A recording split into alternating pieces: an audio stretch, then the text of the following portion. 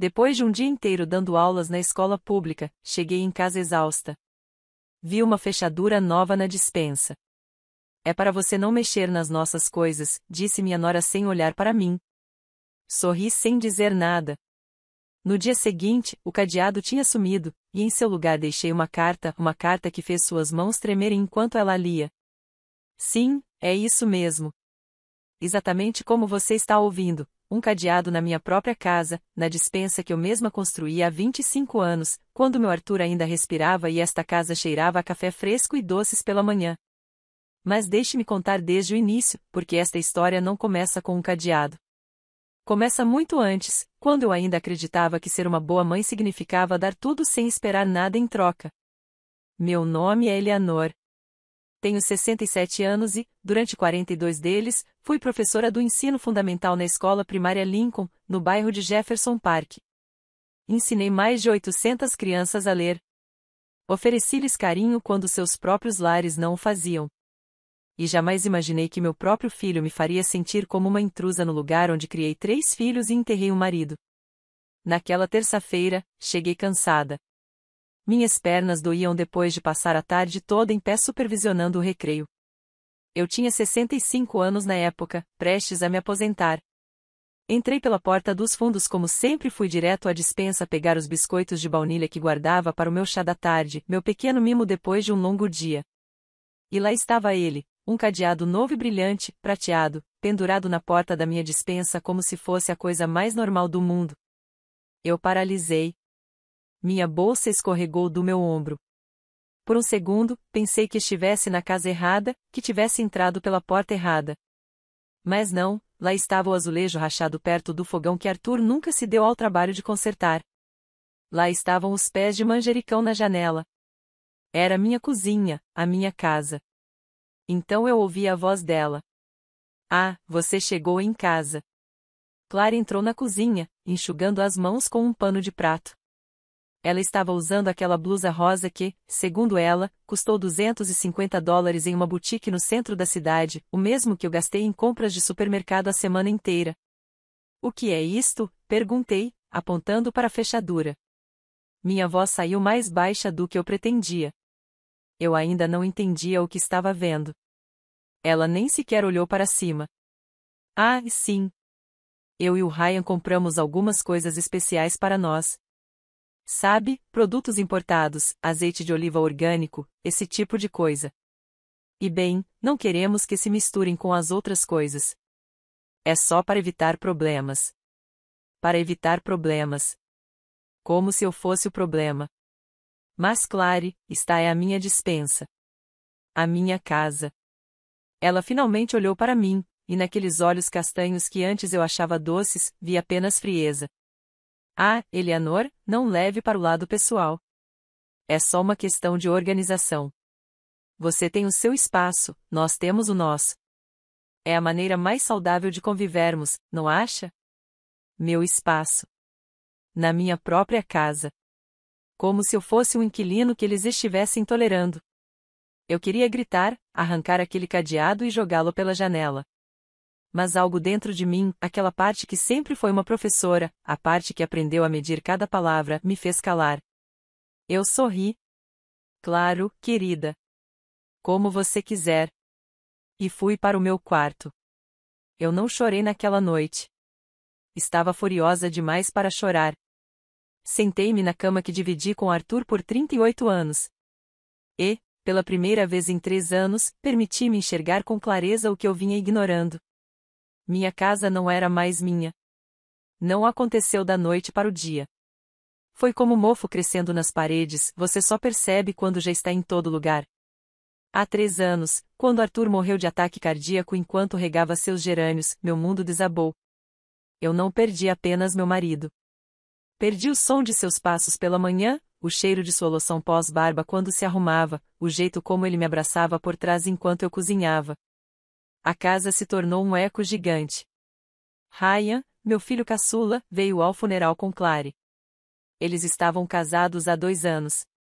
Ele me abraçou e disse, mãe, não vamos te deixar sozinha. Vamos morar com você até você se sentir melhor.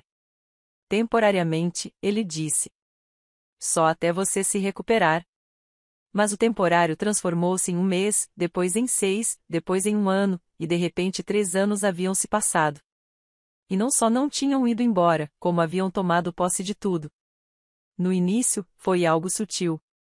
Clary começou a ajudar reorganizando a cozinha. Assim é mais prático, Eleanor. A porcelana Blue Ridge da minha avó acabou enfiada num armário alto que eu nem conseguia alcançar. Minhas velhas frigideiras de ferro fundido foram substituídas por panelas de teflon, que ela dizia serem mais saudáveis. Em seguida, vieram os móveis. Essa poltrona é tão velha, Eleanor. Vamos doá-la. E minha poltrona marrom, onde Arthur lia o jornal de domingo toda semana, desapareceu. Em seu lugar, colocaram um sofá cinza moderno que era bonito, sim, mas não era meu. A sala de estar se transformou no escritório deles. Meu ateliê de costura ficou cheio de caixas com as coisas dela. A sala de jantar, onde comemorávamos todos os aniversários e todos os natais, agora estava decorada com arte abstrata que eu não havia escolhido. E eu, como um idiota, deixei acontecer porque pensei que era amor, que eles estavam me ajudando a modernizar, que essa era apenas a vida com jovens. Mas a fechadura era diferente. A fechadura era uma mensagem.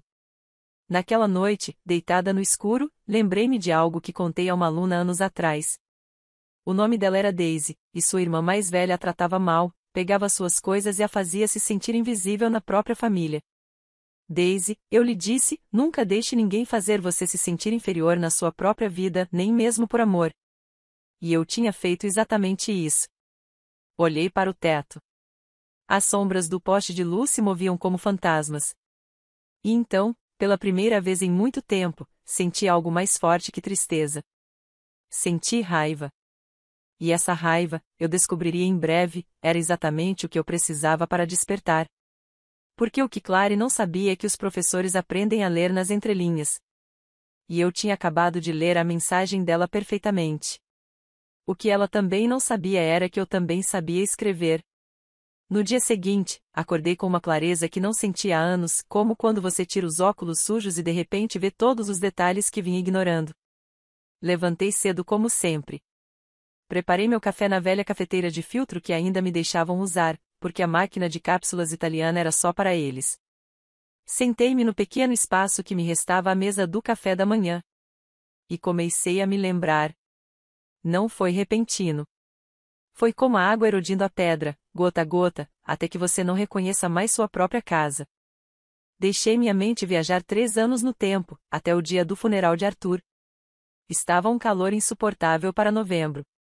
A igreja de St. James estava lotada, colegas professores, vizinhos, seus amigos da noite de pôquer, as senhoras da mercearia da esquina onde ele comprava seus charutos às escondidas porque eu importunava para comprá-los.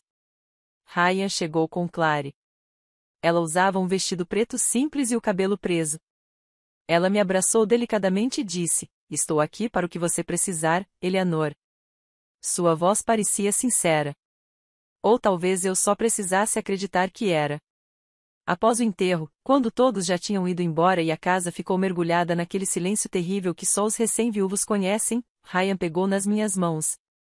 Mãe, você não pode ficar sozinha. Não agora. Eu vou ficar bem, filho. Seu pai me ensinou a ser forte. Eu sei, mas vamos ficar com você por um tempo. Só até você se reerguer. A casa é enorme. Temos bastante espaço. Clary acenou com a cabeça para o lado dele com aquele sorriso que me pareceu gentil na época. É temporário, Eleanor. Alguns meses, no máximo. Além disso, assim podemos juntar dinheiro para dar entrada na nossa própria casa, e você não ficará sozinha. É perfeito para todos. Perfeito para todos. Que mentira bem disfarçada. Os primeiros dias foram bons. Clary cozinhou, limpou e me acompanhou às reuniões de pais e professores quando eu não tinha energia para ir sozinha. Ryan consertou coisas em casa que estavam quebradas há anos, o aquecedor de água, a fechadura do portão do jardim, o vazamento no banheiro. Eu me senti acompanhada, menos vazia. Mas na terceira semana, Clary começou com suas sugestões. Ah, Eleanor, essas cortinas são tão velhas. E se comprássemos umas novas? Eu tenho muito bom gosto para decoração. Eram as cortinas cor de terracota que Arthur e eu tínhamos escolhido quando reformamos a sala de estar, combinando com o piso de azulejo. Mas eu estava tão emocionalmente exausta que simplesmente disse: tudo bem, querido. Faça o que quiser. Uma semana depois, minhas cortinas de terracota estavam no lixo. Em seu lugar, havia cortinas brancas minimalistas que deixavam entrar muita luz e faziam o quarto parecer frio. Em seguida, veio a sala de jantar. Essas pinturas de paisagem estão tão antiquadas. Olha, eu as comprei em uma galeria. Arte moderna. Dá personalidade ao ambiente. As fotos eram da nossa viagem de lua de mel pela costa até o Maine. Toda vez que eu as via, me lembrava dele naquela pequena pousada, rindo porque tínhamos nos perdido procurando uma praça. Mas quando protestei timidamente, Clary já os tinha empacotado. Não se preocupe, eu os coloquei em uma caixa.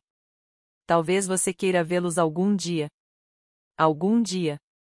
Como se a minha própria história fosse opcional na minha própria casa. As mudanças continuavam vindo como ondas, cada uma pequena, cada uma bem intencionada. Minha coleção de porcelana está ocupando muito espaço. Vamos colocá-la em cima. Minhas plantas no jardim estão muito desarrumadas. Vou reorganizá-las. A estante na sala de estar com os romances de Arthur, estes livros são antigos. Deveríamos doá-los? E eu, ainda atordoada pela dor, apenas assenti com a cabeça porque achei que estava sendo difícil, antiquada, apegada ao passado. Mas a verdadeira mudança ocorreu quando começaram a modificar as rotinas. Os domingos costumavam ser sagrados nesta casa. Minhas duas filhas, Sarah e Emily, vinham com meus netos. Preparávamos um grande assado ou chili, o que nos desse vontade. A casa se enchia de risadas, com crianças correndo para lá e para cá, com aquele lindo caos de uma família reunida. 3 semanas depois de se mudarem, Clary sugeriu: e se fizéssemos esses jantares em domingos alternados? Ryan e eu realmente precisamos descansar aos domingos. Então surgiu a ideia: e se fizéssemos isso mensalmente? E então simplesmente pararam. Certo domingo, Sarah apareceu sem avisar com um bolo e flores. Clary abriu a porta de pijama, com uma expressão irritada. Ah, Sarah, não sabíamos que você viria. Não preparamos nada. Ryan e eu estávamos prestes a sair. Minha filha me procurou. Eu estava na cozinha, constrangida, sem saber o que dizer. Eu pensei que ainda jantássemos em família, disse Sarah, com a voz embargada. Bem, agora todos moramos juntos. Só precisamos nos coordenar melhor, não acha? Coordenar, como se ver minha própria filha exigisse um agendamento. Sarah deixou o bolo na mesa, me deu um beijo frio na bochecha e foi embora. Ela não voltou por 2 meses. Meus amigos receberam o mesmo tratamento. Minha melhor amiga, Carol, com quem eu tomava café toda quinta-feira há 20 anos, parou de vir. A última vez que ela apareceu, Clary estava fazendo yoga na sala de estar com música techno tocando alto. Ah, desculpe, Carol. Eu não sabia que você viria. Este é o meu horário de treino. Carol, sentindo-se desconfortável entre os tapetes de yoga e o incenso que Clary havia acendido, tomou seu café rapidamente e saiu. Você deveria me avisar quando seus amigos vierem, Clary me disse mais tarde, sem tirar os olhos do celular, para que eu não precise interromper minha programação. A agenda dela. Na minha sala de estar. Na minha casa. Aos poucos, minha vida social foi desaparecendo, e com ela, as testemunhas do que estava acontecendo. Mas o pior ainda estava por vir. O pior foi quando comecei a perceber que Clary não estava apenas mudando a casa. Ela estava mudando meu filho. Ryan sempre foi carinhoso. Ele costumava me ligar dia sim, dia não, antes de se mudarem. Ele perguntava como eu estava, me contava sobre o trabalho dele na loja de ferragens, fazia piadas ruins que me faziam sorrir. Mas agora, morando sob o mesmo teto, ele mal falava comigo. Chegava tarde do trabalho e ia direto para o quarto deles. Se eu tentasse perguntar sobre o dia dele, ele respondia com monossílabos: bem. Cansado. A gente conversa depois. Mas o depois nunca chegou. Certa noite, ouvi-os discutindo no quarto deles. A parede era fina. Sua mãe perguntou se podemos levá-la ao médico na terça-feira, disse Ryan. Por quê? Ela é uma mulher adulta. Ela pode ir sozinha. Clary é minha mãe. Exatamente. Ela é sua mãe, não minha. Eu já tenho trabalho suficiente e preciso cuidar da casa. Não vou ser a enfermeira dela também. Houve silêncio. Esperei que Ryan me defendesse. Esperei que ele dissesse algo, qualquer coisa. Mas ele não disse nada. E naquele silêncio, compreendi algo terrível. Meu filho estava escolhendo-a em vez de mim, não de forma dramática ou cruel, apenas com silêncio, com ausência, deixando-a falar sem contradizê-la. Deitei-me na cama tremendo, não de frio, mas de uma raiva impotente. No dia seguinte, fui ao médico sozinha. E assim, de repente, estava sozinha no supermercado, sozinha nas reuniões de pais e professores, mesmo estando prestes a me aposentar, sozinha nesta casa cheia que parecia cada dia mais vazia. Clary começou a cozinhar apenas para ela e Ryan. Ela disse que era porque estavam seguindo uma dieta especial. Deixavam a louça suja para eu lavar. Ocupavam a TV da sala para assistir aos seus programas. Tocavam músicas que eu não entendia. Recebiam visitas e não me apresentaram a elas. E eu fui diminuindo, me tornando um pouco mais invisível a cada dia na minha própria vida até o momento da prisão. E aquele cadeado foi a gota d'água, porque eu percebi uma coisa: eles não estavam compartilhando minha casa. Eles estavam tomando-a de mim. Ryan nasceu numa madrugada de julho, com trovões lá fora e minhas mãos apertando-as de Arthur até ficarem roxas. Foi um parto difícil, 36 horas de trabalho de parto. Mas quando segurei pela primeira vez em meu peito, com seus olhinhos mal abertos e aquele choro que dilacerou minha alma, jurei que o protegeria de tudo. Eu jamais imaginei que um dia precisaria me proteger dele, ou melhor, do seu silêncio. Porque Ryan não me magoou com gritos ou insultos. Ele me magoou desaparecendo, tornando-se um fantasma que vivia na minha casa, mas que já não vivia comigo. Era quarta-feira, lembro-me porque às quartas-feiras eu chegava cedo da escola, às 14 horas, e costumava encontrá-lo na cozinha almoçando. Conversávamos sobre tudo, o trabalho dele na loja de ferragens, como eram os clientes, sobre aquele chefe que, segundo ele, nem sabia usar uma chave de fenda. Mas naquela quarta-feira, 3 dias depois do incidente com a fechadura, cheguei em casa e a casa estava silenciosa. Clary não estava em casa. Ryan estava. Eu o vi sentado na sala de estar, franzindo a testa para o celular. Filho, eu disse da porta. Você já comeu? Posso preparar ovos com bacon para nós. Ele mal levantou os olhos. Não estou com fome, mãe. Obrigado, e voltou a atenção para a tela. Fiquei ali parada, com a bolsa ainda no ombro, sentindo como se tivesse falado com uma parede. Você está bem? Sim. Aconteceu alguma coisa no trabalho? Não. Ryan, olhe para mim. Ele suspirou, aquele suspiro longo que a gente dá quando alguém está nos incomodando. Colocou o telefone no sofá e finalmente olhou para mim, mas seus olhos estavam vazios, como se me visse, mas não me reconhecesse. O que foi, mãe? É isso que estou te perguntando. Nós não conversamos mais. Você não me conta nada. Você mora aqui, mas é como se você não estivesse aqui. Ele passou a mão pelos cabelos, aquele gesto que fazia desde criança quando se sentia desconfortável. Estou apenas cansado. O trabalho é difícil. Não leve para o lado pessoal. Não leve para o lado pessoal. As mesmas palavras que Clary usou sobre a fechadura. E quanto ao domingo? A Sarah me disse que você a convidou para almoçar com a família dela, mas não me contou. Sua expressão mudou. Ele ficou tenso. Foi uma decisão de última hora. Pensei que você já tivesse planos. Que planos eu teria? Eu moro aqui. Esta é a minha casa. Mãe, nem comece. Começar o quê? Querer conversar com meu próprio filho? Ele se levantou do sofá. Não estava mais me olhando nos olhos. Olha, Clary e eu estamos tentando construir nossa vida. Precisamos de espaço. Não podemos ficar pensando o tempo todo em... Você sabe, em você. Você não pode estar pensando em mim. Não é isso. Então, o que é? Silêncio. Aquele maldito silêncio que se tornará sua resposta para tudo. Preciso ir, disse-lhe finalmente. Clary está me esperando.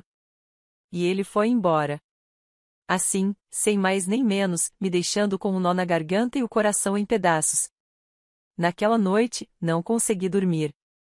Fiquei apenas olhando para o teto, lembrando do menino que Ryan costumava ser, aquele que subia na minha cama quando tinha pesadelos, aquele que desenhava para mim no ensino fundamental e colava os desenhos com orgulho na geladeira, aquele que me abraçava forte e dizia: quando eu crescer, vou construir uma casa enorme para você, mãe, com um quintal grande e tudo mais. Para onde foi aquele menino?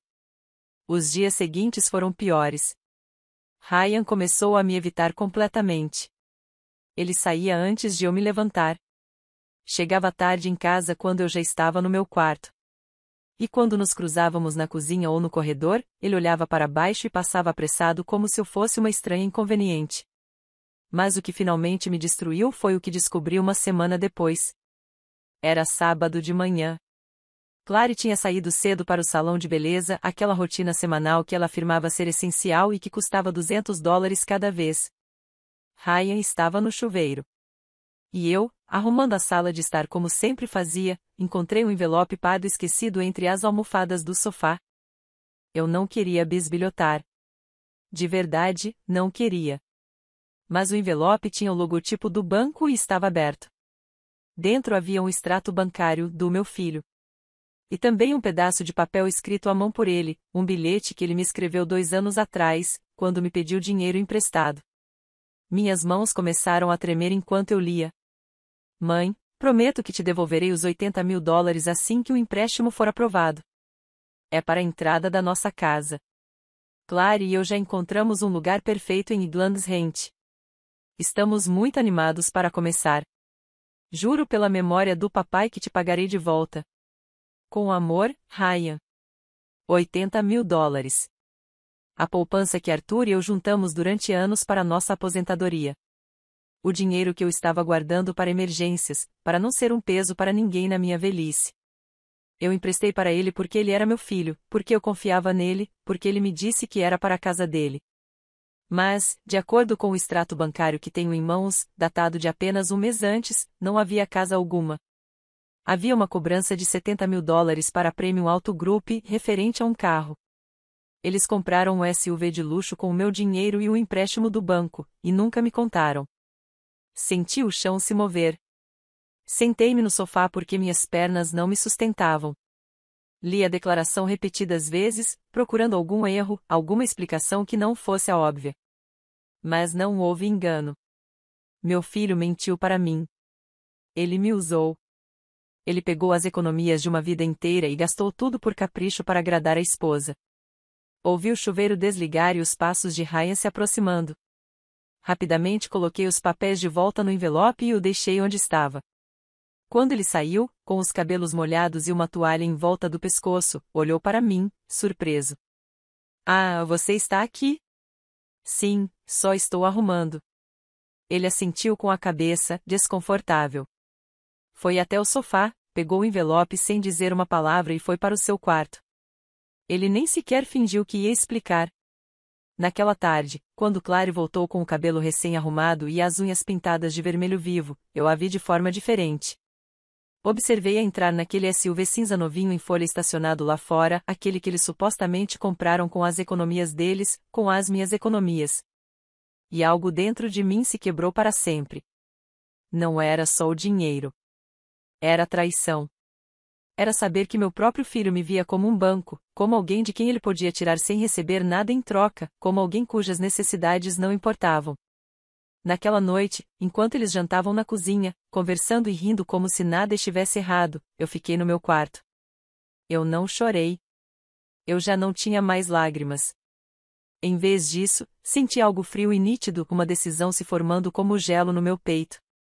Abri meu armário, tirei as caixas de sapatos velhas e peguei a caixa de lata azul que minha mãe me deixou antes de morrer. Lá dentro havia coisas que Ryan desconhecia, coisas que Clary jamais poderia imaginar, documentos, escrituras e um testamento que ainda me favorecia. Porque, ao que parece, meu filho havia esquecido algo muito importante. Esta casa tinha um dono, e esse dono ainda estava vivo, ainda lúcido. E agora ela estava muito, muito zangada. No fundo do meu armário, eu guardava algo que eles não sabiam que existia, meu verdadeiro poder. A caixa de lata azul tinha pouco mais de 30 centímetros de comprimento. Tinha flores desbotadas pintadas na tampa e uma pequena amassadura no canto, uma lembrança de quando caiu durante a mudança para esta casa, há 25 anos. Para qualquer outra pessoa, era apenas um objeto velho e sem valor, mas para mim era um cofre de guerra. Eu a tirei do armário naquele sábado à noite, depois de descobrir a verdade sobre o dinheiro. Coloquei-a cuidadosamente sobre a minha cama, como quem desenterra algo sagrado. Minhas mãos tremiam enquanto eu abria a tampa enferrujada. O cheiro de papel velho foi a primeira coisa que me atingiu. Então vi o que havia dentro: envelopes amarelados, documentos cuidadosamente dobrados, fotografias e um caderno preto com cantos desgastados, o caderno da minha mãe. Ali, em sua caligrafia inclinada e precisa, estavam todas as lições que ela me deu antes de morrer. Eleanor, ela me disse em seu último dia lúcido, com os olhos já turvos pelo câncer, mas a voz firme: nunca, jamais deixe ninguém pensar que você é estúpida só porque é gentil. Gentileza não é fraqueza, e uma mulher que sabe a hora de ficar em silêncio é mais perigosa do que 100 homens gritando. Sorri ao me lembrar dela. Minha mãe também tinha sido professora e me ensinou que informação é poder. Peguei o primeiro documento, a escritura da casa, original, selada e autenticada. Em meu nome, Eleanor Mônica Reynolds, viúva. Nenhuma única letra mencionava Ryan, Clary ou qualquer outra pessoa. Esta casa era inteiramente minha. Sem dívidas, sem hipoteca, sem condições. Eu a herdei dos meus pais quando eles faleceram, e Arthur e eu a reformamos com nossas próprias economias. Cada tijolo, cada janela, cada azulejo do banheiro foi pago com o suor de 2 professores que trabalharam incansavelmente por 40 anos. Ryan sabia disso, ou pelo menos costumava saber. Mas talvez Clary o tivesse feito esquecer. Ou talvez ele tivesse escolhido esquecer porque era conveniente pensar que aquela casa seria dele algum dia. Peguei o segundo documento, meu testamento. Eu havia feito 5 anos atrás, quando Arthur e eu decidimos colocar nossos assuntos em ordem. Naquela época, ele dividia a casa igualmente entre meus 3 filhos, Ryan, Sarah e Emily. Mas essa vontade poderia ser mudada, e uma parte sombria de mim, uma que estava adormecida há muito tempo, começou a considerar essa possibilidade muito seriamente. Continuei procurando cópias das contas de serviços públicos, água, gás, IPTU, todas em meu nome, todas pagas por mim nos últimos 3 anos, apesar dos $200 mensais que Ryan e Clary contribuíam, o que mal dava para as compras do supermercado. $200.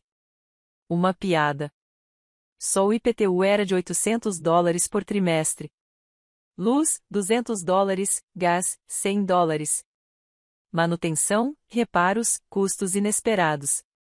Eu pagava tudo com a minha aposentadoria de professora, minha aposentadoria de $2.500 por mês evaporando para manter uma casa para 3 pessoas onde só eu contribuía com dinheiro de verdade.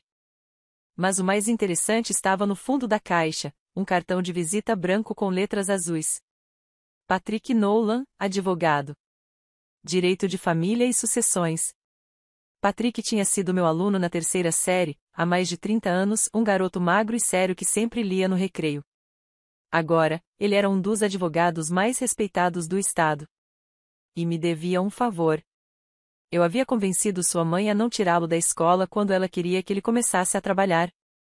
Senhorita Reynolds, ele disse no funeral de Arthur, apertando minha mão com força, qualquer coisa que precisar, seja o que for, é só ligar. Você mudou a minha vida. Olhei para o cartão, depois para os documentos e, então, pela primeira vez em semanas, senti algo que não era tristeza nem raiva. Eu senti que estava no controle. Na manhã seguinte, domingo, esperei que Ryan e Clary saíssem. Eles tinham planos de tomar um brunch com os pais dela, mais um daqueles encontros para os quais eu nunca era convidado. Assim que ouvi o carro partir, peguei meu telefone e disquei o número de Patrick. Ele atendeu ao 3º toque. Senhorita Reynolds. Patrick, querido, desculpe incomodá-lo em um domingo. Você nunca incomoda. Você está bem? Aconteceu alguma coisa? A preocupação genuína em sua voz quase me fez chorar.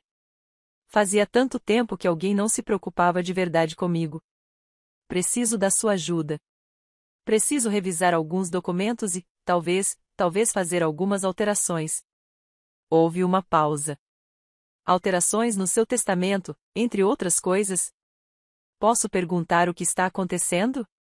E então, sentada ali na minha cama com a caixa azul aberta à minha frente, contei-lhe tudo, a fechadura, as humilhações, os $80.000, como a minha própria casa se tinha transformado numa prisão onde eu era intrusa.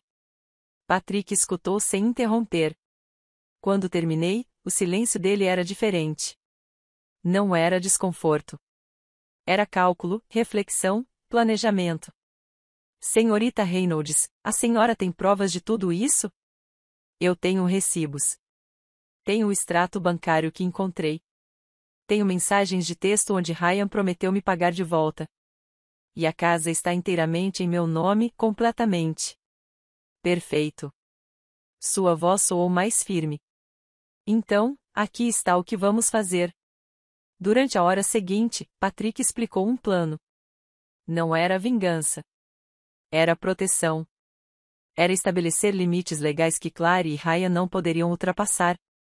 Primeiro, atualizem meu testamento com um tabelião diferente, um que eles não conheçam. Deixem tudo para minhas filhas, com uma cláusula especial. Ryan só poderia herdar se me devolvesse os $80.000 antes da minha morte. Caso contrário, sua parte seria dividida entre Sarah e Emily. Em segundo lugar, obtenha um inventário autenticado de todos os meus bens dentro da casa, móveis, eletrodomésticos, joias, tudo, para deixar claro o que era meu e o que era deles.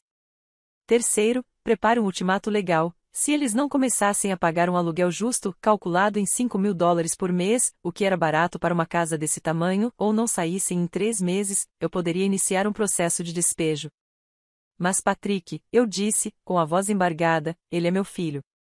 Eu sei, senhorita Reynolds, e é por isso que estou lhe dando opções que não envolvam expulsá-lo para a rua amanhã. Mas você precisa se proteger. O que eles estão fazendo com você não é amor. É abuso. Essa palavra me atingiu como um balde de água fria. Abuso? Era isso mesmo? Dá para chamar de abuso quando vem do próprio filho? Pense nisso, continuou Patrick. Mas não demore muito. Quanto mais você esperar, mais difícil será recuperar sua casa e sua paz. Desligamos o telefone. Sentei-me na cama, rodeada de papéis, com a sensação de ter acabado de cruzar uma linha invisível. Mas a linha já havia sido cruzada, só que não por mim. Coloquei tudo de volta na caixa azul. Escondi-a no fundo do armário, atrás dos casacos de inverno que ninguém nunca tocava.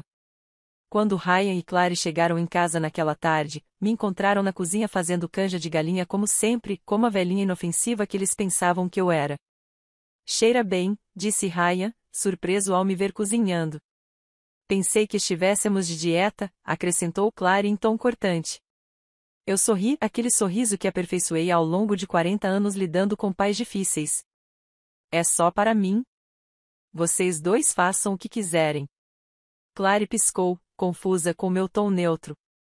Ryan olhou para mim com algo que quase se assemelhava à culpa.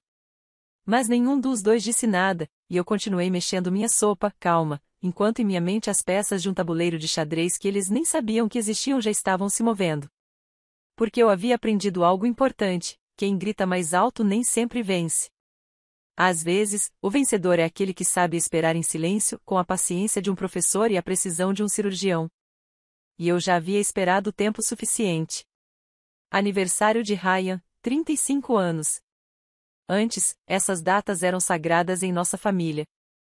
Arthur acordava cedo para pendurar serpentinas coloridas. Eu preparava seu bolo de anjo favorito com morangos. Sarah e Emily chegavam com presentes lindamente embrulhados e abraços que duravam para sempre. Mas este ano foi diferente. Estou organizando algo pequeno, Clary me disse 2 semanas antes, enquanto pintava as unhas na sala de estar. Só nós e minha família. Algo íntimo. E as meninas? Perguntei, referindo-me às minhas filhas. Ah, Eleanor, você sabe como eles são. Sempre acabam discutindo por bobagens. Melhor evitar o drama. eles não discutiam por bobagens. Discutiam porque Clary os tratava com o mesmo desprezo com que me tratava. Mas Ryan nunca os defendeu. E a comida? Tentei novamente. Posso fazer a lasanha especial que o Ryan adora? Não se preocupe, eu estou cuidando de tudo. Você só precisa relaxar. Relaxa. Como se eu fosse um convidado na minha própria casa, na festa de aniversário do meu próprio filho. Chegou o dia. Sábado, 23 de abril. Aquele calor abafado do meio do ano. Logo cedo naquela manhã, Clary começou a transformar a casa. Ela retirou os quadros que eu havia discretamente recolocado. Colocou arranjos de mesa modernos com flores artificiais. Trocou as toalhas de mesa por outras minimalistas em tons de cinza que, segundo ela, combinavam com a decoração. Eu a observava da porta da cozinha, invisível, enquanto ela comandava e organizava minha casa como se fosse dela. Ryan, mova essa cadeira. Não, não aí. Mais para o canto. Perfeito. Meu filho obedeceu sem dizer uma palavra, movendo os móveis de um lado para o outro, suando em sua camiseta branca. Você precisa de ajuda? Ofereci. Clary nem sequer se virou. Não, já estamos quase terminando. Ah, aliás, você poderia ir para o seu quarto enquanto arrumamos tudo? Vamos usar a sala de estar e não queremos nada atrapalhando. Qualquer coisa que esteja no caminho. Ou qualquer pessoa. Fui para o meu quarto como uma criança repreendida. Fechei a porta e sentei na cama, sentindo o calor subir pelo meu pescoço, a humilhação, a raiva contida. Mas permaneci em silêncio. Peguei meu celular na mesa de cabeceira. Coloquei no silencioso. Posicionei-o na comoda, estrategicamente encostado em um livro, com a câmera apontada para a porta entreaberta. Comecei a gravar. Se meus anos como professora me ensinaram alguma coisa, foi isto: quando alguém te machuca, documente. Palavras são esquecidas. Testemunhas mudam suas versões. Mas um vídeo não mente. Às 18 horas, os convidados começaram a chegar. Primeiro, os pais de Clary, Walter e Beatrice. Sim, esse era o nome dela. E acredite, era perfeito para descrever o quão insuportável ela era. Beatrice entrou usando um vestido florido e óculos de sol caros, carregando um bolo de uma confeitaria chique do centro da cidade. Ela olhou ao redor da sala de estar com um olhar crítico, como se estivesse avaliando se tudo estava de acordo com seus padrões. Oh, querida, está com uma aparência maravilhosa. Dá para ver que você tem ótimo gosto. Seu ótimo gosto? Na minha casa. Com meus móveis amontoados nos cantos.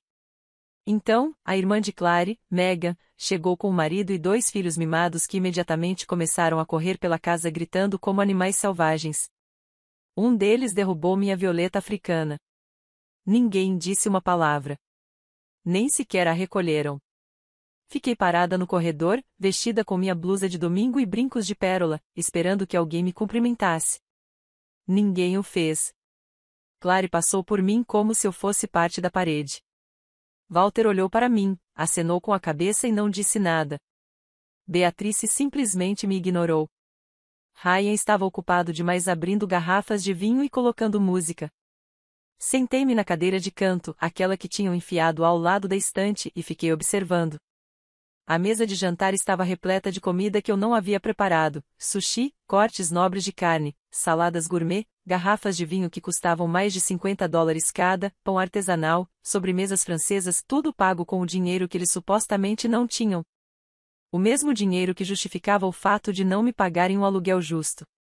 Um brinde ao meu marido. Clary ergueu seu copo aos seus 35 anos e ao início do nosso melhor capítulo juntos. Nosso melhor capítulo. Como se eu não tivesse estado presente durante os primeiros 35 anos dele. Como se eu não o tivesse dado à luz, criado, educado, apoiado quando estava desempregado, consolado quando suas namoradas o deixaram. Todos fizeram um brinde. Os copos tilintaram. Risadas ecoaram pela sala. E ninguém, absolutamente ninguém, fez um brinde a mim. Então Beatrice, com 3 taças de vinho na cabeça e aquele tom condescendente de quem se acha superior, soltou a bomba. Ah, Clary, que bom que vocês duas são tão pacientes. Nem todo mundo aguenta morar com a sogra, né? Ela deu aquela risada falsa que me dava arrepios. Elas devem ser muito gratas a vocês. Nem todos os jovens de hoje em dia se sacrificam assim, cuidando dos pais em vez de abandoná-los. Sacrifício. Cuidar. Como se eu fosse o fardo. Clary sorriu, baixando o olhar com falsa modéstia. Ah, minha sogra. Ela faz o que pode. É difícil na idade dela, né? Mas a gente se vira com paciência. Sogra. Aquela palavra que soara carinhosa nos primeiros meses agora era apenas veneno disfarçado de mel. É que, interrompeu Megan, servindo mais vinho, eu disse ao meu marido que quando a mãe dele envelhecer, de jeito nenhum ela vai morar conosco. Direto para um asilo. É mais saudável para todos. Uma gargalhada irrompeu. Ryan sorriu sem jeito, mas não disse nada. Nada. Walter acrescentou sua opinião. Bem, acho que ajudar até certo ponto é bom, mas chega um momento em que os mais velhos precisam entender que o ciclo deles acabou. Deixem os jovens viverem.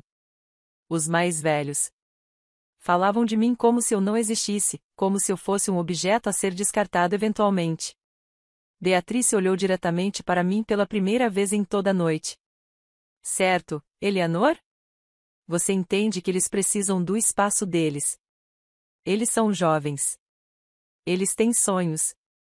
Eles não podem ser sobrecarregados com, bem, você entende. Permaneci em silêncio. Sorri, aquele sorriso que aperfeiçoei ao longo de semanas suportando insultos disfarçados de conselhos. E deixei que continuassem falando, porque meu celular ainda estava gravando. Cada palavra, cada risada cruel, cada comentário desdenhoso. Clary trouxe o bolo. Eles cantaram parabéns. Ryan apagou as velas. Ele fez um pedido. Perguntaram a ele o que ele havia desejado. E ele, olhando para Clary com olhos amorosos, disse: desejo que em breve tenhamos nossa própria casa. Assim, poderemos começar nossa vida de verdade. Nossa vida real. Como se esses 3 anos tivessem sido uma mentira, como se eu fosse um obstáculo temporário. Levantei-me da cadeira. Minhas pernas tremiam, mas mantive as costas eretas. 40 anos em pé na frente de 30 crianças todos os dias me ensinaram a ter presença. Vou para o meu quarto.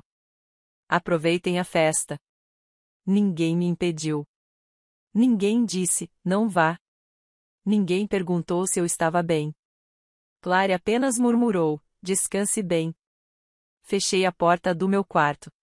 Parei a gravação. 3 horas e 40 minutos de humilhação documentada. Sentei-me na cama com o telefone nas mãos. Apertei o play. Ouvi tudo de novo. E desta vez, não senti tristeza. Senti clareza porque eles me deram exatamente o que eu precisava, provas irrefutáveis de que eu não estava imaginando coisas, de que não era minha culpa, de que aquilo era abuso disfarçado de convivência.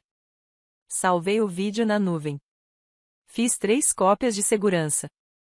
Enviei uma para o e-mail de Patrick Nolan com o assunto urgente e evidências adicionais. Então me deitei. E pela primeira vez em meses, dormi profundamente porque não estava mais sozinha nesta guerra. Eu tinha aliados.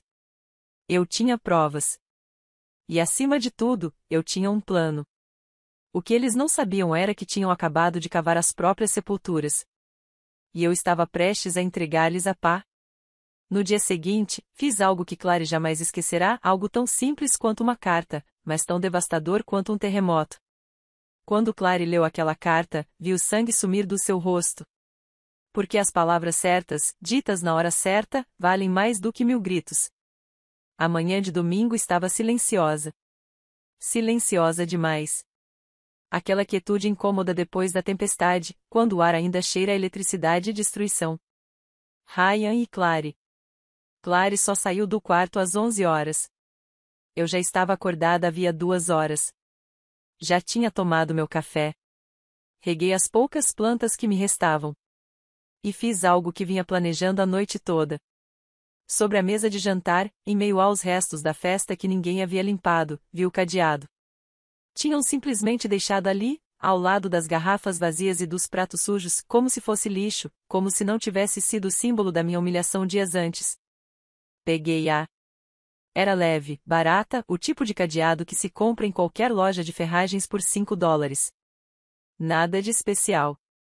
Mas, para mim, representava uma linha que havia sido cruzada. Fui até a gaveta da cozinha onde guardava minhas ferramentas. Peguei um alicate velho que o Arthur usava para consertos em casa. A fechadura cedeu com facilidade, até demais. Com um pouco de força e no ângulo certo, a haste se abriu sem problemas. Sorri. Aquele cadeado simbólico, tão poderoso na mente de Clary, era inútil. Era puro teatro, uma ilusão de controle, assim como tudo mais que ela havia construído nesta casa. Deixei o cadeado quebrado em cima da bancada da cozinha, onde ela pudesse vê-lo. Mas isso não bastava. Eu precisava enviar uma mensagem mais clara, uma mensagem mais permanente. Fui para o meu quarto. Peguei uma caneta e um papel, não um computador, não uma mensagem de texto, uma carta escrita à mão. Porque há algo na escrita à mão que torna as palavras mais densas, que as faz penetrar mais fundo. Sentei-me à minha mesa, a mesma onde corrigi provas durante décadas. E escrevi, não com raiva, mas com precisão cirúrgica. Clara. Decidi não comentar nada sobre a fechadura porque entendo que você vem de uma família onde a desconfiança é comum. Não te culpo por isso. Cada um carrega seus próprios fardos e sua própria maneira de ver o mundo.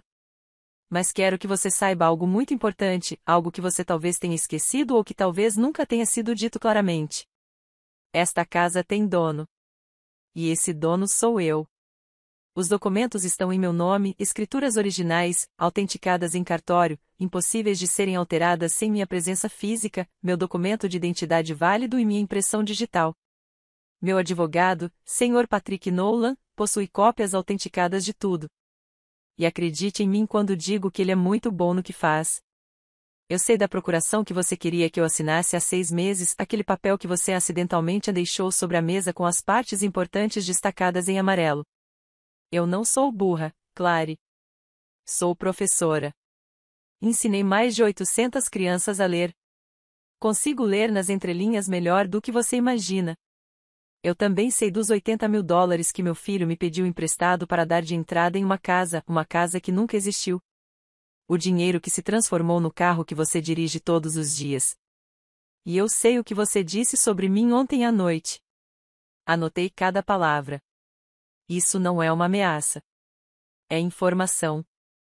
Informação que você precisa ter para tomar decisões melhores daqui para frente. Este é o seu único aviso. Se você tentar me prender novamente, literal ou metaforicamente, você encontrará a Eleanor que não quer encontrar. Aquela que não sorri, aquela que não se cala, aquela que tem documentos, advogados e, acima de tudo, a verdade do seu lado. Pense muito bem antes de dar o próximo passo. Com a cortesia que me resta. Eleanor Mônica Reynolds. Proprietário legal deste imóvel. Dobrei a carta em 3 partes perfeitas. Coloquei-a no envelope de papel pardo e, com letra legível, escrevi na frente. Para Clary. Pessoal e confidencial. Fui até a despensa. A porta ainda estava lá, sem tranca, aberta como sempre deveria ter estado. Colei o envelope no centro, na altura dos olhos, com fita adesiva grossa, impossível de não ver. Então fui até a cozinha. Preparei um chá de camomila e sentei-me para esperar. Não precisei esperar muito. Às 11h30, ouvi passos. Clara arrastou-se até a cozinha, com o cabelo despenteado e cara de ressaca. Foi direto para a cafeteira. Então ela viu a fechadura quebrada no balcão. Ela parou abruptamente. Pegou o objeto, examinou-o e franziu a testa. Então ela olhou para a despensa e lá estava o envelope, um grande envelope pardo, com o nome dela escrito. Eu a vi empalidecer antes mesmo de ela abrir a caixa. Com as mãos trêmulas, ela agarrou o envelope. Rasgou, despedaçando o papel, tirou a carta e começou a ler. Continuei bebendo meu chá, aparentemente calma, aparentemente distraída olhando pela janela para o jardim. Mas eu estava observando seu reflexo no vidro. Vi os olhos dela se arregalarem a cada linha. Vi sua boca formar um pequeno awan de choque. Vi suas mãos começarem a tremer quando ela estava na metade da leitura. Quando terminou de ler, dobrou a carta lentamente. Olhou para mim. Eu não desviei o olhar do jardim. Eleanor. Sua voz era fraca, assustada. Eu não respondi. Eleanor, isto é um mal-entendido. Virei a cabeça lentamente. Olhei-a nos olhos e não sorri. Pela primeira vez em 3 anos, não sorri. Qual parte é o mal-entendido? A fechadura que vi com meus próprios olhos, o dinheiro para o qual tenho o extrato bancário do seu marido como comprovante, ou as coisas que você disse sobre mim ontem à noite, gravadas em vídeo com data e hora? Ela ficou sem palavras. A carta tremia em suas mãos. Nós estávamos apenas. Poupe-me. Minha voz era firme, fria. Não quero explicações. Quero que entenda que esta casa é minha. Que eu decido quem mora aqui e em que condições. E se você me desrespeitar de novo, de qualquer forma, está fora. Sem discussão, sem segundas chances. Mas Ryan é meu filho e sempre terá meu amor. Mas esta casa é minha, e na minha casa você será respeitoso, ou encontrará outro lugar para morar.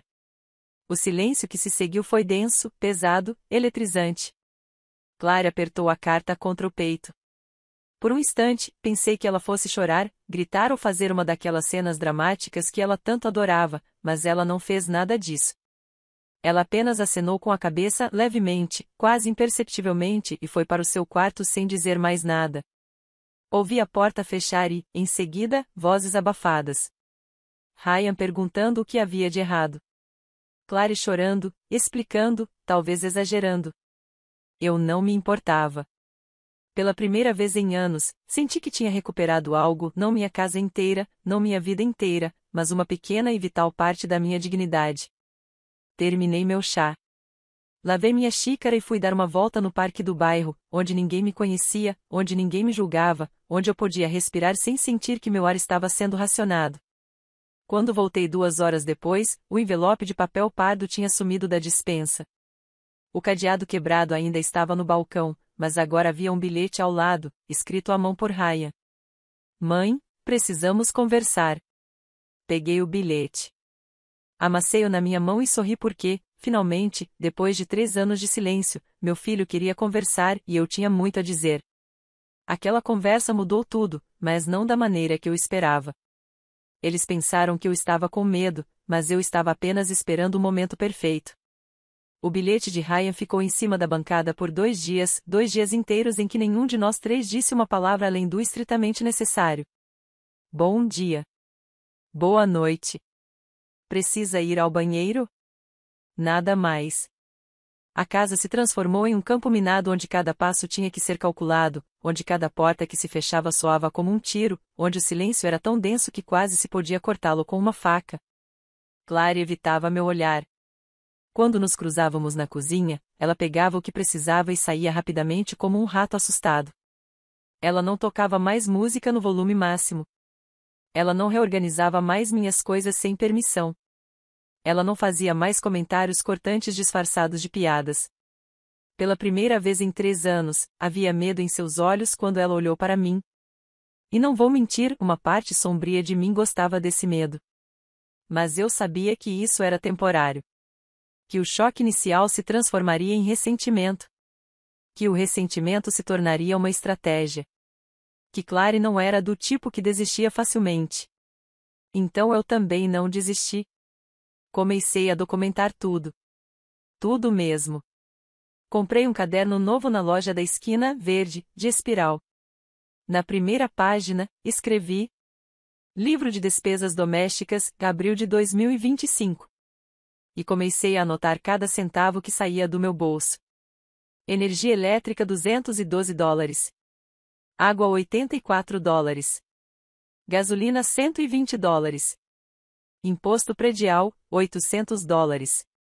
Compras de supermercado, $600. Internet $79. Telefone $30. O total que eu pagava era de mais de $1.800 por mês. Contribuição de Ryan e Clary, $200. Os números não mentiam. Eu estava subsidiando a vida deles com mais de $1.600 por mês. E isso sem contar o espaço, os móveis, os eletrodomésticos, o uso do carro que às vezes pegavam sem pedir. Mas os números não bastavam. Eu precisava de mais. Comecei a gravar conversas, não o tempo todo, apenas quando algo importante acontecia. Meu celular sempre no bolso do avental, no modo de gravação de áudio, discretamente. Como naquela tarde de quinta-feira, quando ouvi Clary falando ao telefone no pátio. Ela pensou que eu tinha saído. Ela não sabia que eu voltaria para buscar meu suéter. Não, mãe, não estou exagerando. Ela é insuportável. Agora está se fazendo de vítima como se fosse a rainha de... Ela fez uma pausa. Alguém disse algo do outro lado da linha. Bem, sim. Legalmente, ela é a dona. Mas depois de tudo que fizemos por ela, não é? Cuidamos dela por 3 anos. Aturamos seus hábitos de velhinha. Carinhosa. Tolerante com senhora idosa. Salvei a gravação com a data e a hora. Comecei também a fazer cópias de tudo, recibos, extratos bancários, recados. Coloquei tudo numa pasta amarela que escondi na casa da minha amiga Carol. Você está bem, Eleanor? Ela me perguntou enquanto tomávamos café na cozinha dela, preocupada com as olheiras sob meus olhos. Você parece diferente. Estou me preparando, Carol, eu disse simplesmente. Para algo grande. Eu não contei tudo para ela. Ainda não. Mas deixei a pasta com instruções claras. Se alguma coisa me acontecer, entregue isso ao Patrick Nolan. Ele saberá o que fazer. Carol apertou minha mão, assustada. Não diga coisas assim. Nada vai acontecer com você. Eu sei. Mas é sempre melhor estar preparado. Enquanto isso, em casa, continuei minha apresentação. Comecei a fingir demência leve. Esquecimento estratégico. Confusão calculada. Ah, será que eu já jantei? Eu perguntava à mesa de jantar, mesmo tendo jantado perfeitamente 2 horas antes. Que dia é hoje? Eu murmurava, olhando para o calendário com a testa franzida. Onde foi que eu deixei meus óculos? Eu procurava por toda a sala quando eles estavam pendurados no meu pescoço. Vi Clary e Ryan trocarem olhares que diziam, viu? Está começando. Ela está começando a perder o controle. Perfeito. Era exatamente isso que eu queria que eles pensassem. Porque, enquanto eles pensavam que eu estava confuso e fraco, eu estava movendo peças em um tabuleiro de xadrez que eles nem sequer conseguiam ver. Liguei para Patrick 3 vezes naquela semana. Quero alterar meu testamento, eu disse a ele na primeira ligação. Tem certeza, senhorita Reynolds? Completamente. Na segunda ligação, pedi a ele que pesquisasse se era legal gravar conversas na minha própria casa. Ele confirmou que sim, qualquer coisa gravada no meu espaço privado era admissível como prova. Na terceira ligação, contei-lhe o meu plano. É arriscado, Patrick me alertou. Mas se você está decidido, eu te apoio. Só me prometa que não fará nada sem me consultar primeiro. Eu prometo, menti, porque já tinha o próximo passo planejado. Na sexta-feira à noite, Ryan finalmente bateu à minha porta.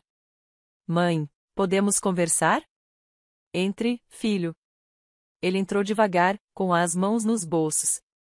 Sentou-se na beirada da minha cama, no mesmo lugar onde costumava sentar quando era menino e tinha pesadelos. Sobre a carta. Clary me mostrou. Ele olhou para o chão. Eu não sabia que você se sentia assim. Essa frase quase me fez rir ou chorar, não consegui distinguir se era sincera ou apenas cegueira proposital. Ryan, olhe para mim. Ele ergueu os olhos.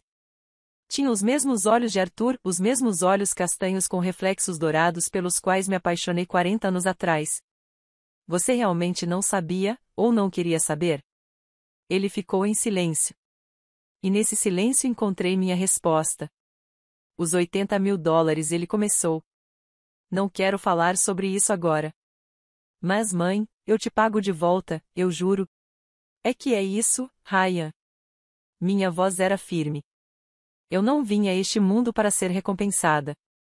Vim para ser respeitada. E na minha própria casa eu não me sinto respeitada. Você entende a diferença? Ele assentiu lentamente. Seus olhos estavam vidrados. Desculpe. Eu sei. Mas o sinto muito não basta. Preciso ver mudanças. Mudanças reais. O que você quer que eu faça? E lá estava ela, a pergunta que eu estava esperando. Quero viver em paz na minha casa.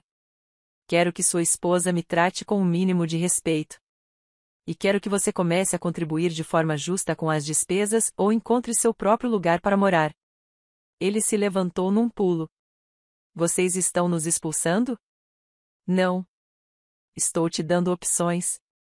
Aluguel de $5.000 por mês é barato para esta casa. Ou você pode juntar dinheiro e encontrar seu próprio espaço, como sempre disse que faria. Mas mãe, nós não temos esse dinheiro agora. Você tem dinheiro para um carro de luxo, para roupas caras, para salões de beleza e restaurantes. Minha voz não vacilou. Você tem dinheiro. Só não quer gastá-lo comigo. Ele estava parado no meio da sala, dividido entre duas lealdades. E mais uma vez ele escolheu o silêncio. Pense nisso, eu disse suavemente. Você tem um mês. Ele saiu do meu quarto sem dizer mais nada. Não consegui dormir naquela noite. Fiquei acordada encarando o teto, me perguntando se eu tinha sido muito dura, se tinha cruzado uma linha da qual não havia volta. Mas quando amanheceu e eu vi o sol entrando pela minha janela, iluminando a foto de Arthur na minha mesa de cabeceira, eu soube que tinha feito a coisa certa. Porque amor sem respeito não é amor. É hábito. E esse hábito já durava tempo demais. Chegou a hora de tomar uma decisão. O que aconteceu a seguir surpreendeu até a mim, porque descobri que eu não era o único com segredos nesta casa. Quando abri aquele baú na frente deles, seus olhos se encheram de ganância. Eles não sabiam que era uma armadilha. O prazo de um mês que dei ao Ryan passou como areia entre meus dedos, 30 dias em que a tensão na casa era tão palpável que dava para quase mastigá-la. Clary continuou a me evitar, mas notei algo diferente em seu olhar quando ela pensava que eu não estava olhando. Ela estava calculando, planejando, esperando. Eu também. Era uma tarde de domingo, uma daquelas tardes quentes de maio em que o ar não se move e tudo parece estar parado. Eu estava no meu quarto reorganizando meu guarda-roupa de verão. Tirei caixas velhas, vestidos que não usava mais, sapatos guardados da época do Arthur e então, sem querer, deixei a porta do meu quarto entreaberta. Assim que Clary caminhava pelo corredor, ouvi seus passos pararem. Então, senti aquela respiração suspensa de alguém que está vendo algo que não deveria, mas não consegue desviar o olhar. Em minhas mãos, eu segurava o baú forrado de veludo. Era lindo, admito, cerca de 40 centímetros de comprimento por 25 de largura. O veludo bordô estava desgastado nos cantos, mas ainda conservava aquela cor profunda, quase vermelho-sangue, que lhe conferia um ar de mistério. Tinha gravuras douradas na tampa, iniciais entrelaçadas que eram quase legíveis. Era da minha avó, passou para minha mãe e depois para mim. Lá dentro eu guardava as joias da família. Não eram muitas. Não éramos ricos, mas cada peça tinha história, peso e valor, tanto sentimental quanto econômico. Abri o baú lentamente, como quem revela um tesouro, sabendo muito bem que Clary me observava do corredor. Tirei o colar de pérolas, 36 pérolas naturais, irregulares, com aquele brilho cremoso que só as pérolas verdadeiras têm. Arthur me deu de presente no nosso 20º aniversário. Ele economizou por 2 anos para comprá-lo. Depois, os brincos de ouro com pequenas esmeraldas verdadeiras, heranças da minha avó, que os recebeu da própria mãe. O broche Art Deco, prata e ônix, uma peça dos anos 1930 que minha mãe usava em ocasiões especiais e que valia, segundo a última avaliação que fiz há 10 anos, cerca de $2.000. E finalmente o anel de noivado que Arthur me deu sob as cerejeiras em flor no Washington Park. Ouro branco com um pequeno diamante brilhante rodeado por minúsculas safiras. Coloquei-as na minha cama uma a uma, admirando-as à luz da janela.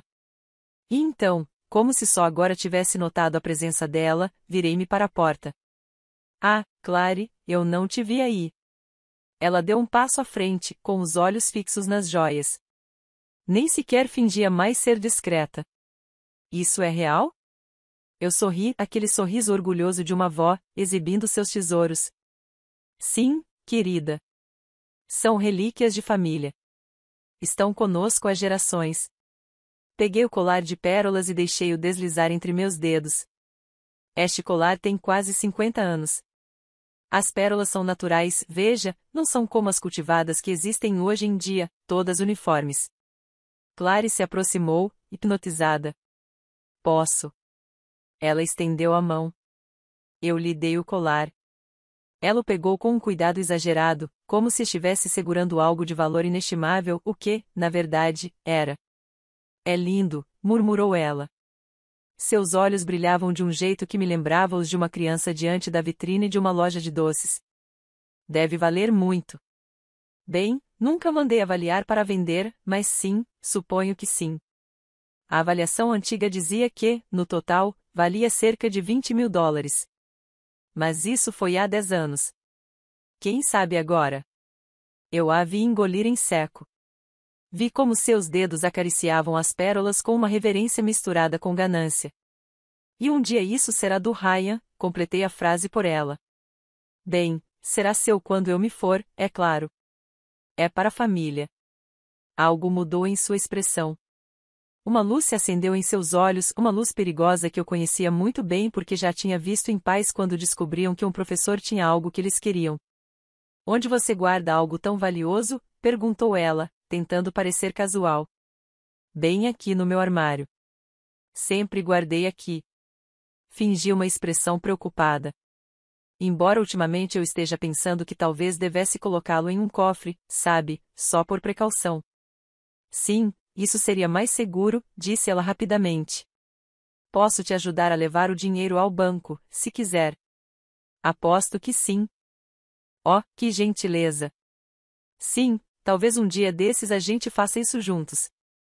Com cuidado, tirei o colar dela e guardei tudo de volta no baú. Tranquei-o com a pequena chave que pendia de uma corrente.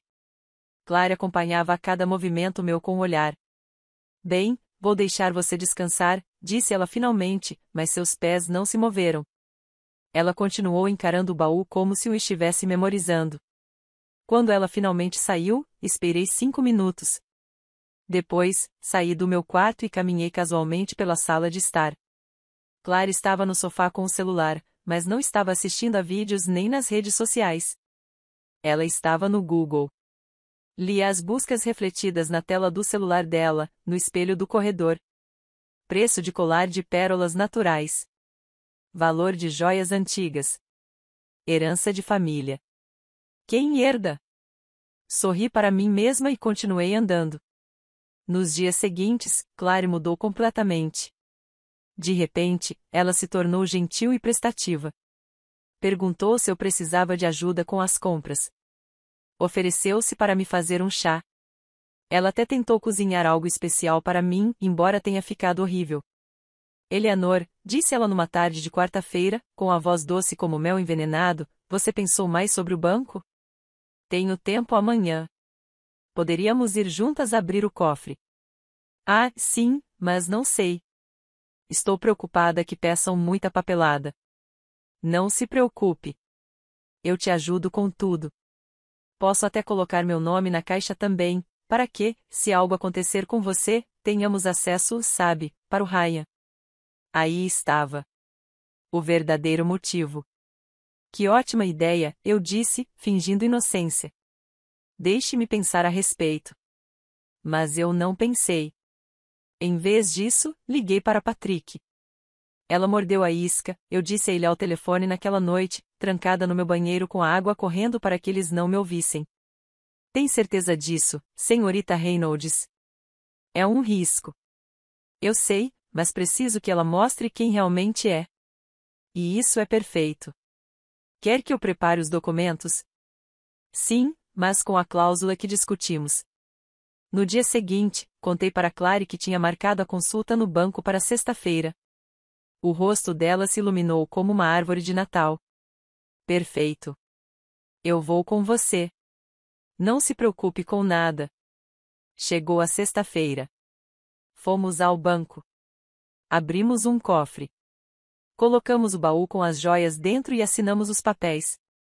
O que Clary não sabia, porque não leu as letras miúdas que o funcionário do banco explicou rapidamente e assinou sem prestar atenção, era que aquela caixa precisava de 2 chaves para ser aberta. Eu tinha uma. Patrick Nolan tinha outra, com instruções legais muito específicas. Ela só poderia ser aberta se eu morresse de causas naturais, comprovadas por atestado médico, e após uma análise notarial completa do meu testamento. Se algo suspeito me acontecesse, a caixa seria automaticamente bloqueada e seu conteúdo passaria a fazer parte de uma investigação judicial. Clary tinha acesso à caixa, tecnicamente, o nome dela constava nos documentos, mas ela não podia abri-la sem mim. E se eu morresse, ela também não poderia abri-la sem passar por um processo legal que exporia qualquer irregularidade. Era a armadilha perfeita. Saímos do banco. Clary estava feliz, pensando que tinha ganhado algo, que tinha garantido seu futuro. Ela não sabia que acabará de assinar a própria sentença. Porque eu não estava apenas me protegendo dela. Eu estava me protegendo de qualquer acidente em que pudesse convenientemente me acontecer. E, acima de tudo, eu estava criando evidências de seu verdadeiro caráter, evidências de que eu precisaria muito em breve. O que aconteceu em seguida foi tão rápido que nem eu estava preparado, porque Clary cometeu um erro. Um erro que mudou tudo. Era uma manhã de sábado quando tudo explodiu. E eu me certifiquei de que houvesse testemunhas. A calmaria após a visita ao banco durou exatamente 12 dias em que Clary se comportou como a nora perfeita. Ela perguntava sobre minha saúde. Ela se oferecia para me levar ao médico. Ela até me deu um chale de lã para que você não sinta frio à noite. Aceitei tudo com sorrisos e agradecimentos. Mas por dentro eu me preparava, porque sabia que aquilo era o olho do furacão, aquela calmaria enganosa antes do inferno se instaurar. E eu estava certo. Na noite de quinta-feira, enquanto eu fingia estar dormindo, ouvi vozes vindas do quarto de Ryan e Clary. Eles estavam discutindo baixinho, mas alto o suficiente para que eu conseguisse captar algumas palavras. Não podemos continuar assim, a casa deveria ser nossa, ela é idosa, quanto tempo mais? O tabelião disse que podemos. Meu coração acelerou. Levantei-me em silêncio, descalça, e coloquei meu celular no modo de gravação de áudio contra a parede que dividíamos. O aplicativo que Patrick havia recomendado amplificou o som. O que ouvi me deixou paralisado de medo. Meu primo trabalha em um lar de idosos, disse Clary. Ele disse que com um atestado médico dizendo que ela não consegue mais cuidar de si mesma, podemos interná-la e a casa ficaria livre. Não sei, Clary. Ela é minha mãe. E daí? Ela está atrapalhando há anos. Olha pra gente, Ryan. A gente não pode ter filhos porque mora com a sua mãe. A gente não pode ter a nossa própria vida. Essa casa deveria ter sido nossa quando seu pai morreu. Mas legalmente, existem maneiras.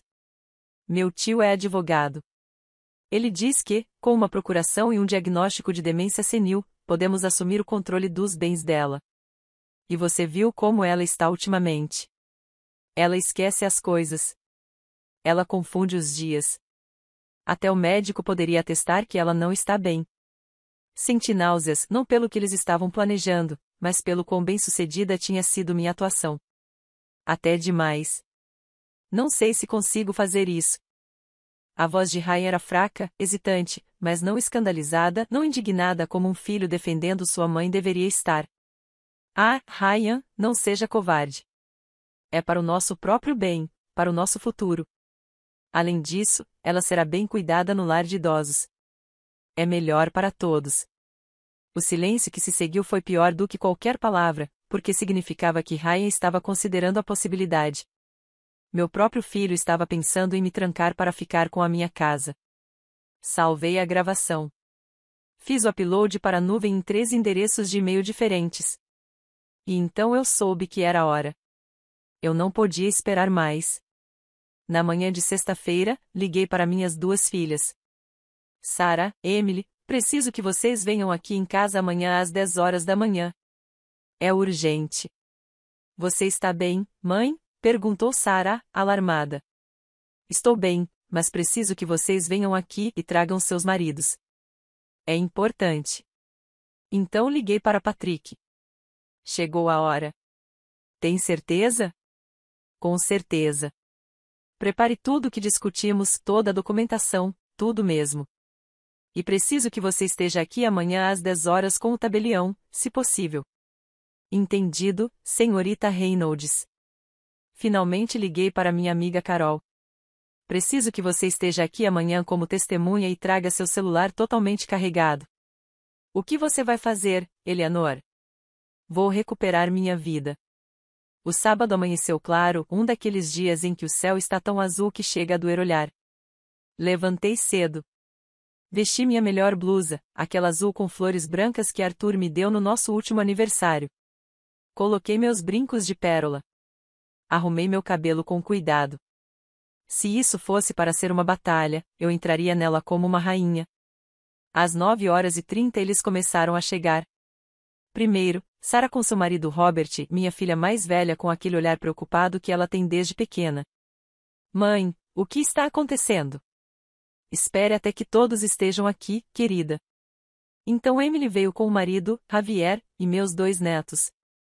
As crianças correram para me abraçar.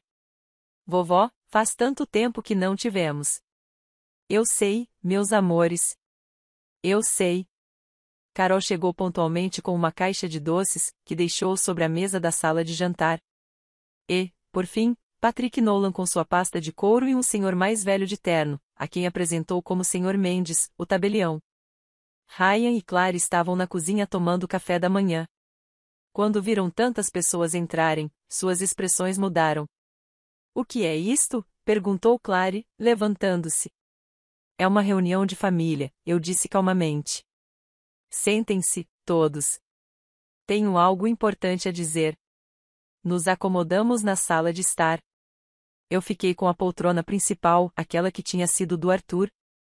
Minhas filhas sentaram-se de cada lado. Patrick e o tabelião ficaram ao meu lado. Os outros se espalharam em cadeiras trazidas da sala de jantar. Clary e Ryan permaneceram de pé, tensos como animais encurralados. Pode sentar, repeti. Não era uma sugestão. Eles se sentaram lentamente no sofá cinza que haviam comprado. Respirei fundo e comecei. Reuni todos vocês aqui porque preciso que ouçam isto. E preciso de testemunhas para o que estou prestes a dizer. Peguei meu celular. Conectei-o à caixa de som Bluetooth e reproduzi a gravação de quinta-feira à noite. A voz de Clary ecoou pela sala de estar. Com um atestado médico, podemos interná-la. Vi o rosto de Ryan empalidecer. Vi a boca de Clary se abrir, mas nenhum som saiu. Sarah levou a mão à boca. Emily começou a chorar. Deixei a gravação tocar até o final, até a parte em que Ryan não disse não, em que ele simplesmente permaneceu em silêncio, cúmplice. Quando terminou, o silêncio na sala era absoluto. Mãe Ryan tentou falar. Levantei a mão. Ainda não terminei. Isso não é tudo. Peguei a pasta amarela que eu tinha guardado na casa da Carol. Abri-a sobre a mesa de centro. Aqui estão todos os recibos desta casa dos últimos 3 anos, luz, água, gás, IPTU, manutenção, tudo pago por mim com minha aposentadoria de $2.500 por mês. Coloquei outro documento por cima. Aqui está o extrato bancário que comprova que os $80 mil que emprestei para a entrada de uma casa foram usados para comprar um carro de luxo, um carro que nunca usei, no qual nunca sequer me ofereceram uma carona. Outro documento. E aqui estão as capturas de tela das mensagens de texto entre Clary e sua irmã, onde ela diz, e eu cito, só mais alguns meses aguentando a velha e esta casa é nossa. Clary levantou-se de um salto. Você espionou meu celular? Isso é ilegal. Patrick falou pela primeira vez, com uma voz profissional e fria. Na verdade, senhora, tudo nesta pasta foi obtido legalmente. As gravações foram feitas na propriedade privada da senhorita Reynolds, onde ela tem todo o direito de gravar. Os documentos são cópias dos originais, e as mensagens foram fotografadas em um laptop que seu marido deixou aberto em uma área comum da casa. Clary se virou para Ryan. Diga alguma coisa. Não fique aí sentado. Mas Ryan não disse nada. Ele estava olhando para o chão, com os olhos vidrados. Continuei, porque ainda não tinha terminado. Quero que você saiba, eu disse, olhando diretamente para Ryan, que esta casa nunca será sua enquanto eu viver. Já modifiquei meu testamento. Se algo me acontecer, a casa será dividida apenas entre Sarah e Emily. Ryan só poderá herdar sua parte se primeiro me pagar os $80.000 que me deve. Se ele não pagar antes da minha morte, sua parte será anulada. O Sr. Mendes, o tabelião, ergueu um documento. Aqui está o testamento atualizado, assinado e autenticado há 3 dias. É totalmente legal e vinculativo. Ryan finalmente ergueu o olhar. Ele tinha lágrimas nos olhos. Mãe, eu nunca quis. Nunca quis o quê, Ryan? Nunca quis ficar calado enquanto sua esposa planejava me trancar. Nunca quis mentir para mim sobre o dinheiro. Nunca quis me fazer sentir invisível na minha própria casa. Minha voz falhou, mas me mantive firme. Vou te dar uma opção. Uma só. Você tem 30 dias para sair desta casa. Posso te emprestar $5.000 para a entrada de um apartamento. É mais do que você merece, mas eu sou sua mãe e não vou te deixar na rua. Isso é ridículo, gritou Clary. Vocês não podem simplesmente nos expulsar. Patrick interveio novamente. Ela pode, senhora. Esta é a casa dela. A senhora não tem contrato de aluguel. Não paga aluguel. Legalmente, a senhora é uma hóspede que já ultrapassou o limite de permanência. Se a senhora não sair voluntariamente em 30 dias, iniciaremos um processo de despejo. E com essas provas, acredite, venceremos rapidamente. Clary abriu a boca, fechou-a, abriu-a novamente, mas nenhum som coerente saiu. Ryan, meu filho, o menino que um dia prometeu construir uma casa enorme para mim, desabou em lágrimas. Mãe, me perdoe, por favor. E ali, vendo meu filho chorar, senti algo dentro de mim se quebrar também. Mas não havia como voltar atrás. O que eles não entenderam foi simples: o amor não se implora. Ele se conquista e se perde. E eles já o tinham perdido há muito tempo. Agora eu estava apenas recuperando o que sempre foi meu, minha dignidade. O que aconteceu naqueles 30 dias é algo que jamais esquecerei. Para o bem e para o mal, dei-lhes uma última chance: partir com dignidade ou partir envergonhados. Eles escolheram. Mas já era tarde demais para o orgulho. Os 30 dias que se seguiram àquele encontro foram os mais estranhos da minha vida. A casa se tornou um espaço dividido, como se uma linha invisível separasse territórios inimigos. Eles estavam no quarto deles. Eu estava no meu. E entre eles, um silêncio tão pesado que doía respirar. Clary nunca mais me dirigiu a palavra. Nem uma só. Quando nos cruzávamos na cozinha, ela pegava o que precisava e saía como um raio. Seus olhos me lançavam adagas de ódio toda vez que me via. Ela não fingia mais gentileza. Não havia mais máscaras. E, de uma forma distorcida, isso me trouxe paz, porque pelo menos finalmente estávamos sendo honestos. Mas Ryan era diferente. Meu filho se tornou um fantasma, vagando pela casa com os ombros caídos e o olhar perdido. Ele emagreceu. Parou de cuidar da aparência. Às vezes eu o encontrava sentado no jardim, olhando fixamente para as plantas de Arthur, mas sem realmente enxergar nada. Certa tarde, 11 dias após a reunião, ele bateu à minha porta. Mãe, posso entrar? Eu estava bordando uma toalha de mesa, uma atividade que sempre acalmava meus nervos. Larguei a agulha. Entre. Ele entrou devagar, como se tivesse medo de quebrar alguma coisa. Ficou parado no meio da sala, com as mãos nos bolsos. Quero que você saiba que encontramos um apartamento no bairro de Capitol Hill. Tem 2 quartos. É ótimo. Estou feliz. Ele assentiu com a cabeça. Mas não foi embora. Havia algo mais que ele queria dizer, e não sabia como. Mãe, eu nunca quis que as coisas chegassem a esse ponto. Coloquei o bordado no meu colo. Olhei-o diretamente nos olhos, aqueles olhos de Arthur que outrora me olhavam com adoração infantil. Mas eles fizeram, não fizeram? Sim. Sua voz embargou. E a culpa é minha, não da Clary. Minha. Porque eu falhei com você. Deixei tudo acontecer. Fiquei em silêncio quando deveria ter te defendido. Senti algo afrouxar no meu peito, só um pouquinho. Por que, Ryan? Por que você fez isso comigo? Ele sentou-se no chão ali mesmo, exatamente como quando era criança e vinha confessar que tinha quebrado alguma coisa ou tirado uma nota ruim. Lágrimas escorriam por suas bochechas sem controle. Porque eu estava com medo.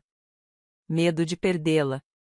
A Clary sempre foi intensa, exigente, e eu pensei que se eu não fizesse o que ela queria, ela me deixaria como as outras. Ele enxugou o rosto na manga. Eu sei que sou patético. Eu sei que não é desculpa, mas é a verdade. E eu? Você não teve medo de me perder? Eu pensei que você sempre estaria lá. Que as mães sempre perdoam. Que eu poderia fazer qualquer coisa e você ainda me amaria. A brutal honestidade daquela confissão me atingiu como uma pedra. Porque ele tinha razão. Eu tinha permitido. Eu tinha permitido que ele acreditasse que meu amor era incondicional a ponto de levá-lo à autodestruição, que ele podia me magoar sem consequências. O amor de mãe é imenso, Ryan. Mas não é infinito. Tem limites. E você ultrapassou todos os meus. Ele soluçou, um soluço profundo e convulsivo, como o de uma criança que finalmente entende que as ações têm consequências reais. Você algum dia será capaz de me perdoar? Essa pergunta pairou no ar entre nós. A verdade é que eu não sabia a resposta. Ainda não. Não sei, filho. Mas sei disto, o perdão não apaga o que aconteceu. E mesmo que um dia eu te perdoe, as coisas nunca mais serão como eram, porque eu mudei. E você também terá que mudar se quiser recuperar parte do que perdeu. Ele simplesmente ficou sentado no chão do meu quarto chorando como eu não o via chorar desde que ele tinha 8 anos e caiu da bicicleta. E eu o deixei chorar, porque aquelas lágrimas eram necessárias. Faziam parte de sua educação. Os dias seguintes foram repletos de caixas e fita adesiva para mudança. Ryan e Clary empacotaram suas coisas com movimentos mecânicos. Passei a maior parte do tempo no meu quarto, deixando o processo acontecer sem a minha presença. Sarah e Emily vieram me ajudar a arrumar a casa depois. Nos livramos dos móveis cinza. Tiramos meus móveis antigos, cheios de história, do depósito. Colocamos as cortinas de terracota de volta. Recolocamos os quadros que vieram do Maine. Você está bem, mãe? Emily me perguntou enquanto pendurávamos as fotos da família que Clary havia tirado. Estou triste, admiti. Mas também estou em paz. Pela primeira vez em anos, estou em paz. No 29º dia, um dia antes do prazo final, chegou um caminhão de mudanças. Ryan e 2 funcionários da empresa de mudanças retiraram tudo, roupas, móveis, caixas, aquele sofá cinza que eu odiava tanto. Clary supervisionou tudo com uma expressão de fúria controlada. Ela não se despediu. Nem sequer olhou para mim. Entrou no SUV, aquele comprado com o meu dinheiro, e foi embora sem olhar para trás. Ryan foi o último a sair. Ele carregava uma caixa de fotografias. Parou à porta. Obrigado pelos $5.000. Vou te pagar de volta junto com os outros $80.000. Não sei quando, mas vou pagar. Não faça isso por mim, Ryan. Faça por você mesmo, para que você aprenda que dívidas são pagas e promessas são cumpridas. Ele assentiu com a cabeça e, em seguida, perguntou em voz baixa. Posso ir te visitar? Algum dia, quando as coisas estiverem mais calmas. Eu pensei nisso. Pensei mesmo. Ligue-me daqui a 6 meses. Se até lá você tiver começado a cumprir sua palavra, se tiver demonstrado que está mudando, podemos tentar reconstruir algo. Mas será diferente. Com limites. Com respeito. Eu entendo. Ele fez menção de me abraçar. Eu fiquei tensa. Eu não estava preparada. Ele percebeu. Parou. E, em vez disso, simplesmente me deu um beijo na testa. Eu te amo, mãe. E me desculpe. Me desculpe mesmo. E ele foi embora. Fechei a porta atrás dele. Encostei-me à madeira. E finalmente, depois de meses reprimindo as emoções, de ser forte, de ser estratégica, eu me permiti chorar. Eu não chorei por Ryan, nem por Clary, nem mesmo pelo dinheiro perdido. Chorei pela ilusão despedaçada do que poderia ter sido e nunca foi. Pelo filho que criei para ser um bom homem, mas que de alguma forma se perdeu pelo caminho. Pelos anos que jamais recuperarei. Mas também chorei de alívio, porque minha casa finalmente era minha de novo. Os meses seguintes foram para a recuperação. Voltei a convidar minhas amigas para vir aqui às quintas-feiras. Carol, Linda, Susan. Tomávamos café e comíamos doces na minha mesa sem precisar pedir permissão, sem nos sentirmos como se estivéssemos atrapalhando. Sarah e Emily começaram a vir aos domingos com os netos. A casa se encheu novamente com as risadas das crianças, com o cheiro de carne assada e com aquelas longas conversas que só acontecem em famílias que realmente se amam. Adotei um gato laranja de rua que apareceu no meu jardim numa tarde. Dei-lhe o nome de Art porque ele tinha os mesmos olhos dourados do meu marido e a mesma maneira calma de observar o mundo. E aos poucos, comecei a me lembrar de quem eu era antes de me tornar a mulher invisível na minha própria vida. 6 meses depois, Ryan ligou. Mãe, eu paguei os $5.000. Depositei hoje e tenho $3.000 guardados para o restante. Sei que ainda falta muito, mas estou trabalhando nisso. Como vai você, filho? Houve uma pausa. Estou melhor. Clary e eu estamos fazendo terapia. Ela ainda está brava com você. Mas pelo menos ela está tentando entender por que fez o que fez. E eu também. Estou aprendendo a impor limites, a não ter tanto medo. Que bom. Posso te ver para um café? Só por meia hora? Pensei sobre isso, e desta vez a resposta foi mais fácil. Sim, mas só você, e em uma cafeteria, não aqui. Eu ainda não estou pronta para você estar nesta casa. Eu entendo. Eu te amo, mãe. Eu também te amo, filho. Mas amar não significa esquecer. Significa lembrar e escolher, a cada dia, reconstruir o que foi quebrado. 1 ano depois daquela reunião familiar que mudou tudo, estou sentada no meu jardim. O sol da tarde aquece meu rosto.